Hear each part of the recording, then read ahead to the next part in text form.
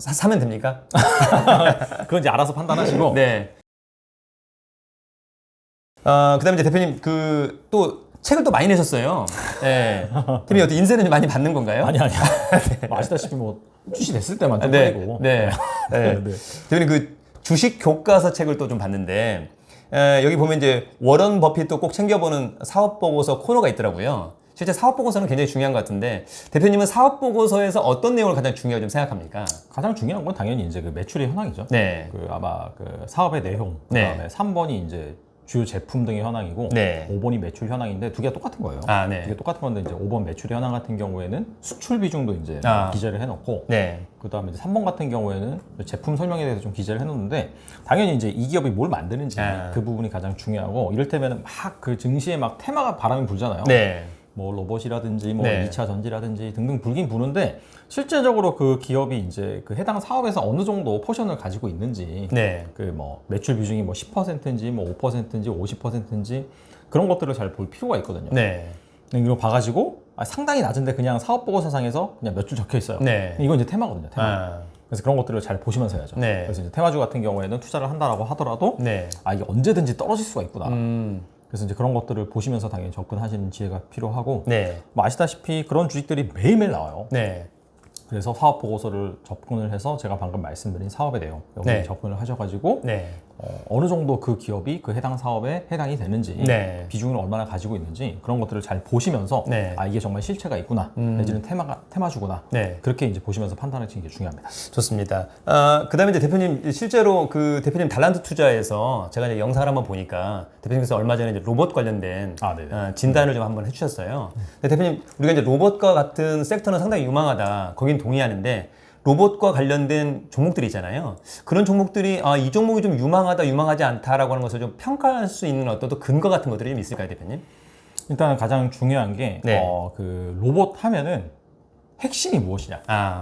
뭐 일단은 로봇도 어차피 이제 AI로 움직이는 거기 때문에 네. 그런 뭐 AI 반도체가 필요할 것이고, 두 번째는 센서예요. 센서. 네. 자율주행 자동차랑 비슷한데, 네. 근데 이제 AI라든지 센서 같은 기술 같은 경우에는 우리나라보다는 그런 뭐 빅테크 기업이라든지 네. 그쪽에서 잘 해요. 그러니까 우리나라가 뭔가 로봇 쪽에서 잘할 수 있는 영역 같은 경우에는 하드웨어, 네. 부품 쪽인데, 로봇에 있어서 그 핵심 부품 같은 경우에는 구동 모터, 감속기, 네. 뭐 인코더 네. 등등, 그다음에 그 제어 뭐 모듈 같은 게 있거든요. 네. 근데 그런 것들이 핵심이에요. 근데 네. 이런 것들이 핵심인데 이런 것들을 내재화해서 실질적으로 잘 만드는 기업이 있는 반면에, 네. 그냥 뭐 교육용 로봇이라든지 뭐 단순히 그냥 그렇게 조립을 해서 만드는 그런 기업들도 있거든요. 네. 뭐 특정 뭐 말해서 하긴 좀 그러니까 네. 그죠. 네. 뭐 투자하신 분도 계시니까. 네.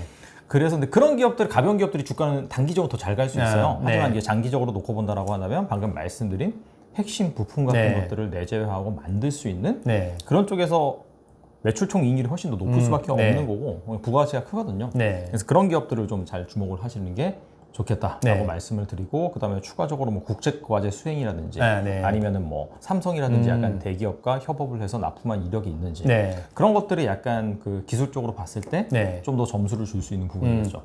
대표님, 근데 재미삼아 한번 여쭤보는 건데 감성이 있는 로봇이 가능할까요? 감성 있는 로봇. 네. 생각하는 로봇. 거기까지는 제가 생각 안 해봤는데, 근데 어차피 AI는 네. 학습하는 거잖아요. 네. 그거 모르겠네요. 감정이라든지 그런 것들을 학습을 해서, 물론 이제 거기 상황에 맞게끔 사람들이 대답한 것을 학습을 해서 네. 이 상황에선 이게 적절한 그런 대답을 도출해낼 수 네. 있겠지만은, 글쎄요, 네. 잘 모르겠네요. 네. 알겠습니다. 대표님, 그다음에 이제 우리가 이제 그 주가를 볼 때 뭐 가치하고 가격, 가치보다 가격이 좀 높다면 좀 비싸다. 가격보다 가치가 좀 크다라고 한다면 가치주 뭐 이런 얘기도 하는데, 대표님 그 주식 종목에 대해서 어떤 밸류에이션 평가할 때 어떤 것들을 좀 주면서 이것이 좀 저평가다, 고평가다 뭐 등등의 것들을 판단하십니까?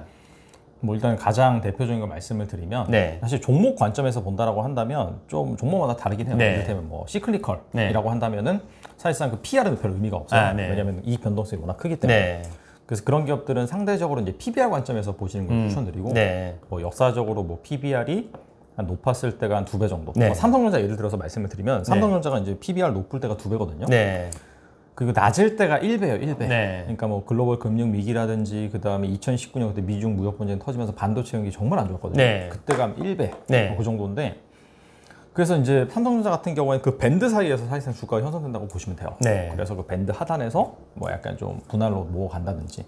반면에 경기가 너무 좋아가지고 이제 주가가 막 올랐어요. 그래서 뭐 PBR 같은 경우에 뭐 2배 근접을 했어요. 그때부터는 좀 팔아야겠죠. 그래서 시클리컬 같은 경우에는 좀 그렇게 이제 투자를 하시면 되고, 그 다음에 이제 시클리컬이 아니라 전반적으로 꾸준히 성장하는 네. 그런 기업들 같은 경우에는 당연히 이제 PER 밴드, 뭐 과거 5년이랑 비교를 해서 상단에 있는지 똑같습니다. 하단에 있는지. 근데 사실 그렇게 꾸준히 성장하는 기업이 우리나라에 별로 없긴 해요. 네. 그래서 이제 그 부분은 좀 주의하실 부분이다 네. 라고 이제 말씀을 드리고, 코스피 같은 경우에도 사실 그래서 약간 우리나라 기업들이 시클리컬이 많이 그 모여있는 그런 기업들이다 보니까, 지수다 보니까 그런 PBR 밴드 가지고 트레이딩 할 수가 있는데, 근데 중요한 거는 PBR 하나만 보면 안 돼요. 네. 그러니까 PBR이 왜 높고 낮아지냐 그 관점은 뭐냐면은 ROE예요, ROE. 네. 왜냐면 이제 두 개 다 이제 핵심 뭐냐면 분모가 똑같아요. 네. PBR은 시가총액 나누기 자본총액이고, 네. ROE는 순이익 나누기 자본총액이거든요. 네. 분모가 똑같기 때문에 이 두 가지 지표는 같이 가요. 그러니까 결과적으로 그런 거죠. 똑같은 거예요. 왜냐면 ROE가 순이익 나누기 자본총액, PBR이 시가총액 나누기 자본총액이기 때문에 이 분모 두 개를 제외하면 순이익이랑 결과적으로 시가총액이거든요. 그러네. 네. 그러니까 EPS랑 주가예요, 사실. 네. 그러니까 당연히 EPS로 주가 오르겠죠. 네. 그래서 우리나라 이제 그 PBR이랑 ROE 살펴보면은 동행을 해요. 장기적으로 봤을 네. 때는. 지금 같은 경우에는 우리나라 PBR이 아마 0.81배, 2배 정도 될 거예요. 네. 그만큼 많이 낮아지긴 했거든요. 네. 근데 이 정도가 뭐냐면은 글로벌 금융위기 당시에 0.8배, 네. 2019년 미중 무역 분쟁 당시 저점이 0.81배, 코로나 위기 당시에 0.64배, 그 정도예요. 네. 근데 시장에서 그 가격을 그 정도밖에 안 준다는 건 뭐냐면은 ROE가 그만큼 내려온다는 거예요. 순위 꺾여가지고. 근데 지금 아마 2분기 실적 반영을 해서 상장사들의 ROE가 아마 9% 정도 될 거예요. 8%, 9%. 근데 0.8배까지 내려온다는 건 뭐냐면 ROE가 한 4% 나올 거다라고. 네. 그러니까 지금 이 상황에서 이익이 거의 한 반 토막 정도 날 거다. 그 정도를 시장에선 예상을 하고 뺀 거라고 보시면 돼요. 물론 여기에서 추가적으로 한 가지 변수가 더 있어요. 금리가 가파르게 오르니까, 오르면 또 밸류에이션 매력이 떨어지니까. 네. 그래서 그런 차원이기 때문에 여러분들이 판단해 보시면 될 것 같아요. 우리나라 정말 그렇게 안 좋아지냐? 라고 이제 그 정도 안 좋아질 것 같으면 사면 안 되죠. 네. 근데 그 정도 좀 과한 것 같은데? 네. 아무리 무슨 긴축이라든지 그다음에 러시아 위협이라든지 영국에서 또 무슨 위기가 발생한다 하더라도 글쎄 반토막이 날까? 그 정도 과한 것 같은데? 라고 하면 지금 이 상황에서 사가셔도 되는 거죠. 그럼 대표님 지금 이 시점에서 질문제는 원래 없었던 건데 네네. 삼성전자는 지금 현재 싼 겁니까? 좀 비싼 겁니까? 싼 대표님? 거죠, 지금. 그렇습니까? 왜냐면은 아까 말씀드렸잖아요. 네. PBR 1배가 하단이라고 역사적으로. 네. 지금 1배예요, 1배. 1배 깼나 안 깼나 모르겠네요. 네. 그러니까 4만 전자까지가 무조건 깬 거고 지금 아마 1.1배에서 1배 정도 되거든요, 삼성전자가. 그럼 역사적으로 봤을 땐 하단. 그럼 지금 사야 되겠네요, 대표님. 그럼 밸류에이션 관점에서 보면 사는 게 맞는 거죠. 조금씩. 네. 네. 사면 됩니까? 그건 이제 알아서 판단하시고 네. 밸류에이션 관점에서 역사적인 하단이다. 그렇게 네. 말씀드릴 수 있을 것 같아요. 알겠습니다. 요즘 이제 삼성전자가 약간 반려 주식 같은 느낌이에요. 네. 그래서 반려주식 많은 것 같아요. 네, 주위에서 삼성전자를 너무 많이 갖고 계셔가지고 대표님도 삼성전자를 갖고 있었던 적이 있었습니까? 갖고 있었던 적이 있었죠, 당연히. 저는 단 한 번도 없었습니다. 어. 네, 제가 30년 동안 하면서도 그런 대형주를 한 번도 갖고 있었던 적이 없었고 그냥 장난 삼아서 10주 이렇게는 사봤어도 제가 삼성전자라고 수익을 내보겠다라고 해서 주식을 한 몇천만 원 이상 사본 적은 단 한 번도 없어가지고 약간 좀 독특한 그런 스타일. 네. 대표님 이제 거의 이제 끝으로 가고 있는데요. 대표님 보시기에 그러면 내년 2023년도에 가장 좀 유망한 섹터와 또 종목이 있다면 또 어떤 게 좀 있을까요, 대표님? 저는 이제 내년 딱 1년 놓고 온다라고 네. 한다면 반도체. 반도체. 네. 이유는 너무 많이 빠졌기 때문에. 네. 아까 말씀드린 것처럼 SK 하이닉스도 마찬가지고 삼성도 마찬가지고 역사적인 저점이거든요. 네. PBR 밸류에이션 관점에서는. 그래서 이제 그 반도체 섹터들의 그런 그 시장 그런 성장률, 네. 그다음에 그 삼성전자나 SK 하이닉스 주가를 딱 이렇게 같은 시기열로 보잖아요. 네. 그러면은 반도체 경기가 최악일 때 네. 그때부터 상승이 나와요. 근데 지금 이제 여기저기에서 나오는 얘기가 삼성전자가 사실 2분기까지 실적이 나쁘지 않았어요. 네. 근데 이제 3분기, 4분기 계속해서 네. 박살난다 저런 얘기를 하고 있는 거고, 그다음에 시장 조사 그런 전문 기관들의 전망치를 보면은 내년에 메모리 반도체 0% 성장한다. 네. 그 정도면 불황이거든요. 네, 어렵다. 그러니까 내년이 안 좋다는 네. 거거든요. 근데 반대로 이제 주가 관점에서 얘기를 해보자면은 내년이 최악이고 내후년부터 개선된다라고 한다면 내년부터 올라요. 그러네요. 그렇기 때문에 제 생각에 내년 딱 1년 정도 놓고 본다라고 네. 한다면은 반도체가 그나마 수익률이 좀 괜찮지 않을까? 네. 왜냐면 제가 이제 백테스트를 해봤는데 네. 애널리스트들의 지금은 약간 좀 이르긴 하지만 한 연말 기준으로 12월 그런 말 기준으로 봤을 때 애널리스트들이 가장 뭔가 앞으로 1년 이익이 좋을 것으로 예상되는 네. 섹터 네. 그거랑 네. 반대로 네. 상대적으로 가장 안 좋을 것으로 네. 그러니까 이익 증가율이 낮다든지 아니면 네. 감소겠죠? 네. 그런 섹터를 뭐 각각 10개씩 뽑아가지고 네. 1년간 그런 수익률을 비교해 보니까 안 좋을 거라고 생각했던 섹터의 주가 상승이 더 높았어요. 아, 네. 근데 그 얘기는 뭐냐면은 첫 번째 후견 평양이 반영이 되어 있는 거죠. 네. 과거에 좋았기 때문에 네. 앞으로 좋을 거다. 두 번째는 뭐냐면은 이미 주가에 반영이 되어 있어요. 네. 그래서 그런 좋을 거라고 생각했던 섹터들이 한 상반기라든지 네. 몇 분기까지는 좋을 수 있어도 네. 그 다음부터는 이제 끝물이란 거죠. 아. 그러면서 이제 상승률을 반납하는 경우가 많기 때문에 오히려 봤을 때 좀 전망이 안 좋을 것 같은 네. 그런 섹터들이 사실 상당 앞으로 가면 좋을 수도 있는 거고 네. 그런 부분들이 가격적으로 많이 반영이 되어 있기 때문에 네. 거의 바닥일 가능성이 높다는 거죠. 네. 그래서 제가 봤을 때는 반도체가 사실 뭐 지금은 너무 안 좋긴 하지만 네. 장기적으로 이게 쇠퇴하는 산업이 그렇죠. 아니잖아요. 네. 오히려 이제 성장하는 산업이기 네. 때문에 제 생각에는 뭐 당분간은 좀 부진할 수 있어도 네. 내년 1년 정도 놓고 봤을 때 2024년에 업황이 털한다라는 맞네. 2024년에 업황이 털한다라는 가정이 있다라고 한다면은 네. 아마 주가는 내년부터 오를 것이다. 아. 네. 그럼 반도체 관련된 종목을 또 하나 좀 찍어주신다면 어떤 게 있을까요, 대표님? 근데 저는 솔직히 말씀드리면은 우리나라 주식 말고 네. 그냥 우리나라 주식도 해당이 되긴 하겠네요. 네. 왜냐면 ETF로 투자할 수 있으니까 그냥 네. 필라델피아 반도체 필라델피아 지수. 네, 지수. 네, 지수 우리나라 같은 경우에는 아마 그런 뭐 코덱스나 타이머로도 투자할 수 있고 레버리지도도 투자할 수 있는 걸로 알고 있어요. 네. 필라델피아 반도체 지수 뭐 2배 이런 거 네. 그런 거 이제 자기 위험 성향에 따라서 네. 투자하는 게 맞는 거고 왜냐면 아시다시피 네. 이게 이제 우리나라 같은 경우 메모리 반도체 중심이잖아요. 네. 근데 이제 필라델피아 반도체 지수 같은 경우에는 잘 조합이 돼 있다 보니까 네. 그냥 딱 하나로 꼽으면 나는 그거 투자하는 게 맞는 것 같아요. 그렇습니까? 네. 네. 그러니까 저도 이제 외부에서 만약에 누군가가 추천 종목을 하나 해달라고 하면 이제는 삼성전자를 해줘도 되겠다. 그렇죠, 단 맞아요. 2, 3년 네. 보고 하면 네. 뭐 사실은 뭐 욕먹을 건 없을 것 같아요, 대표님. 그죠? 예, 지금보다는 뭐 많이 떨어지는 않을 것 같으니까. 좀 오르면 좀 올랐지. 모르겠죠. 그러니까 핵전쟁 네. 와가지고 뭐 네. 전 세계가 완전히 그렇게 되면은 떨어지겠지만 네. 그런 게 아니라 이제 어차피 경기 침체가 오고 나중에 턴한다라고 가정했을 때 어차피 사이클이잖아요, 경기. 네. 이게 역사적으로 경기가 꺾이고 나서 계속해서 안 좋아진 적은 없거든요. 네. 물론 이제 대공황 때는 많이 안 좋았죠. 네. 오랜 기간 안 좋긴 했지만 결국에는 이제 약간 그 인간의 본성이라든지 계속해서 뭔가 발전하려는 그런 부분이 있고 문제 해결 능력이 있기 때문에 네. 그런 것들 잘 해결을 하고 네. 뭐 한다라고 한다면 경기는 어차피 다시 턴하니까. 네. 근데 그 사실 믿어야 돼요. 네.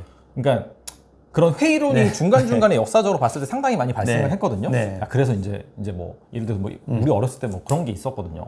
인구가 이제 100억 명을 넘어서 완전히 그 자원이 고갈돼가지고 이제 뭐 인류는 망할 것이다라는 네. 그런 회의론이라든지 그런 것들이 있었는데 결과적으로는 그런 거 다 극복을 하거든요. 사람이라는 게. 네. 그래서 이제 주식 투자를 기본적으로 한다는 것 자체는 그걸 좀 믿어야 될 것 같아요. 네. 그러니까 장기적으로 산업은 성장을 하고 그런 여러 가지 문제가 발생해도 어떻게든 해결을 하고 네. 뭐 더 좋은 세상을 만들 것이다.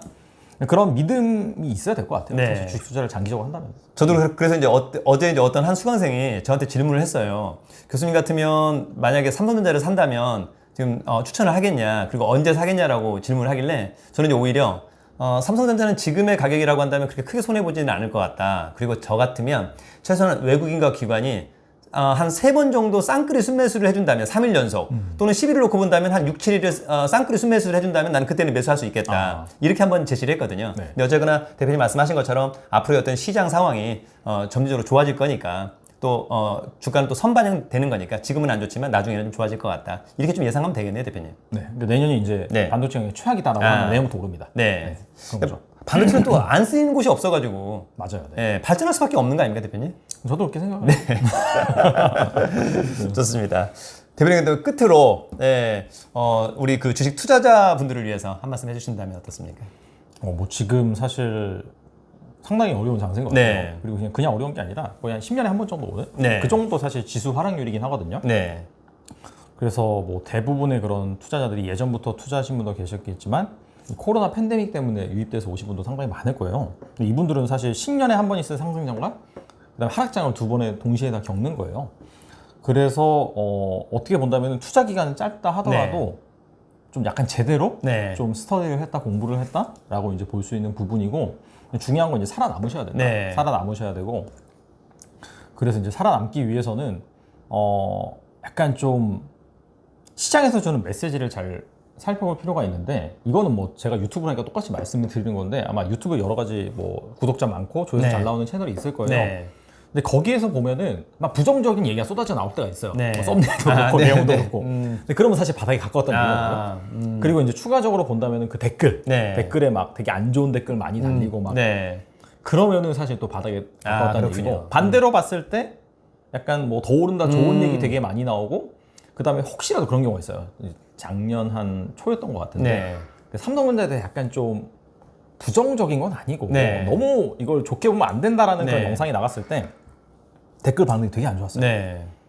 그러니까 거의 뭐 장기 투자 뭐 우리나라에서 1등 산업인데 이거를 뭐 이렇게 막 부정적으로 얘기하냐 부정적으로 얘기하는 건 네. 아닌데 네. 내용이 그거 뭐였냐면은 지금까지 10년 동안 잘 상승했다 해서 네. 앞으로 10년 상승한 게 아니다. 네. 역사적으로 봤을 때 네. 뭐 20년 전에는 뭐 한전 이런 게 시가총액 1위였고 막 네. 그렇게 계속 바뀌기 때문에 맞아요. 그런 것들을 얘기를 한 건데 결과적으로 이제 삼성전자를 깐 듯이 그렇게 들렸나 봐요.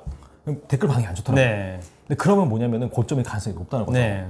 그래서 여러분들이 단순히 그 투자 정보를 들으실 때 좀 그런 것들을 좀 잘 활용을 해서 네. 좀 시장의 분위기, 네. 시장에 던지는 그런 메시지를 잘 활용을 하셔가지고 뭐 어떻게 본다라고 한다면 여기저기서 막 팔아야 된다, 뭐 안 좋다라고 얘기를 할 때는 같이 동참해서 팔면 안 된다는 거죠. 맞아요. 사실. 네. 물론 이제 시장이 다 좋은데 어느 특정 채널이나 어떤 특정 분이 성공한적인 그런 인사이트 가서 지금 팔아야 돼. 그러면 네. 이제 그거는 이제 해야 하는데 네. 전반적인 대중의 분위기를 네. 보시라는 거죠. 왜냐하면 네. 그게 상당히 안 좋고 다 부정적이고 하는 것 자체는 물론 논리는 맞아요. 네. 부정적인 거 맞고 뭐 러시아 안 좋고 영국 안 좋고 뭐 긴축하고 많은데 그런 부분들이 가격에 상당 부분 반영이 돼 있을 가능성이 높거든요. 네. 그렇기 때문에 너무 거기 동참해서 뭐 떨어질 때 팔고 올라갈 때 사고 그러지 말고 그냥 좀 반대로 하셔라 결과적으로. 지금 이제 대표님 말씀이 딱 맞는 게 저도 실제로 이제 제가 이제 얼마 전에 장이 이제 원래 상당히 좋았을 때 제가 미장원을 가거나 구두를 이제 한번 닦으러 간 적이 있는데 구두를 닦기 전에 잠깐만 기다려달라고 하더라고요. 주식을 막 급하게 사시더라고요. 진짜요? 네. 오. 그러면 이때는 거의 고점인 것 그쵸. 같다. 그런 맞아, 느낌이 맞아. 있었고 네. 지금처럼 이제 사람들이 정말 힘들어할 때 오히려 이럴 때가 조금 분할매수 들어오는 약간 좀 저점인가 거의 아니냐, 거의 무릎 정도가 아닐까 이런 생각을 합니다. 근데 그렇다고 해서 올인하시면 안 돼요. 네. 물론 이제 올인할 돈 이미 그렇죠, 올인 다 그렇죠. 계실 텐데 네. 극단적인 선택은 하지 마라. 그러니까 네. 극단적 왜냐면 또 이제 어떤 리스크가 더 터질지 모르니까. 네. 그래서 좀 그런 좀 남들이 팔 때는 좀 네. 하고 또 약간 올라올 때는 좀 팔고 해서 네. 아마 리스크 관리를 좀 하시는 게 좋지 않을까 생각을 합니다. 네. 대표님 오늘 그 말씀을 좀 들어보니까 되게 달변이신데 네. 원래 그 진행을 하시잖아요. 네. 진행하고 이렇게 게스트 어떤 게 좀 더 편하세요, 대표님? 저 게스트가 편해요. 사실. 게스트가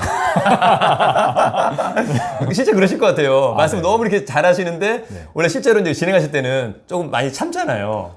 참는 것도 있고 네. 그다음에 이제 이분이 이제 뭐 약간 방향성이 네. 이제 제대로 갔는지 항상 네. 이렇게 좀 몰두를 해서 봐야 되거든요. 네. 그래서 그런 부분들이 좀 힘들긴 해요, 사실. 저도 지금 약간 좀 불편합니다. 그죠, 불편하시죠? 저도 막 말을 해야 되는데 이게 이제 저도 이제 와이프가 네. 인터뷰할 때 제발 끼어들지 말고 말을 들어줘라. 네. 그다음에 또 이제 대표님 뭐 말씀을 하실 때 저도 나중에 어떤 말을 해야 될까 봐 계속 고민하니까 이게 아닌데 원래는 네. 그냥 막 얘기를 해야 되는데 그런 분이 있는 것 같습니다. 네. 대표님도 앞으로 계속 그럼 다음에 또 게스트로 여러분 대표님 뭐 불러주는 데가 너무 많으시니까 그렇지도 않아요. 아니 제가 보기엔 굉장히 인사이트가 가장 훌륭하신 분이 아닌가 그런 생각이 듭니다. 대표님 어쨌거나 그 대표님 책 중에 배당 투자 주식 교과서 전자공시 100% 활용법 지금 봐야 된다면 어떤 책을 좀 봐야 됩니까, 대표님? 근데 세 개가 다 다른 성격이라서 네. 시장 상황에 맞게 뭐 그런 건 아니라서 네. 그냥 다 보시면 좋을 것 같아요. 다 보시겠다. 네, 네. 알겠습니다. 그러면 이제 지금은 약간 배당주 투자도 한번 읽어보는 좋은 타이밍이 아닌가 그런 생각이 들고 사실 뭐 전자공시 이런 것들은 굉장히 중요하다 그런 생각이 듭니다. 자, 오늘은 대한민국 최고의 유튜브 채널 중에 하나인 달란트 투자 우리 이래학 대표님과 실제로 이제 올해 어떤 주식 시장, 그 다음에 앞으로의 어떤 분석, 내년도의 어떤 유망 섹터와 유망 종목에 대해서 한번 알아봤습니다. 굉장히 도움이 됐을 거라고 생각을 하고요. 대표님처럼 이렇게 좀 분석하면서 또 투자하는 우리 유튜브 설춘환 캠퍼스의 구독자 여러분들이 되시길 바라면서 오늘 대표님과의 인터뷰를 마치도록 하겠습니다. 대표님 감사합니다. 네, 감사합니다. 네.